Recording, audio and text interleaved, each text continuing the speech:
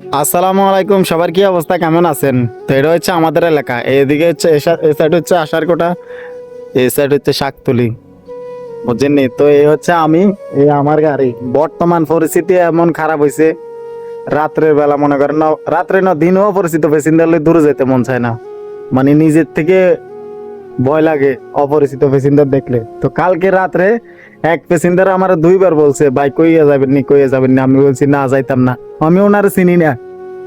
নাঙ্গলকোট থানার ভিতরে 6 মাসের ভিতরে 2জন খুন হয়েছে। একজনের ফানিত ফালাই, হাত ফাও বাইন্দা ফানিত ফালাই দিছে।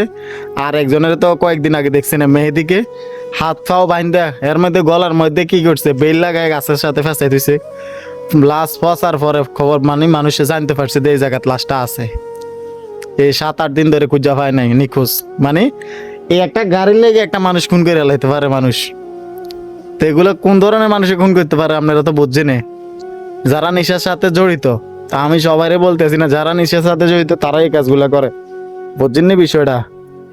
এগুলো আমাদের দেশে না, এগুলো বাইরেও হয়, সৌদি আরব সেম অবস্থা। এই বাংলাদেশি গুনে করে বেশিরভাগ। এখন অপরিচিত প্যাসেঞ্জার দেখলে ভয় লাগে। এই যে কাদুর গেছি এখন, এই মাত্র আইছি, ওইদিকে তো কম নইলে অনেকগুলো প্যাসেঞ্জার বলছে ওই জায়গায় যাবো, মানে গ্রামের নাম তারাই বলতেছে।